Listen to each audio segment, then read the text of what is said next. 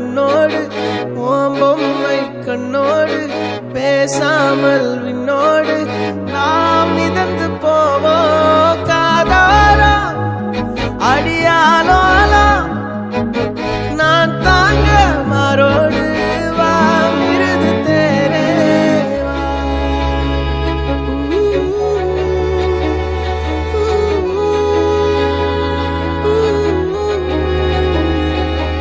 சந்திக்கா மலர் உனக்குத்தான் கண்டிக்கா மொழி உனக்குத்தான் சிந்திக்கா நொடி உனக்குத்தான் சிரிக்கும் நதி உனக்குத்தானே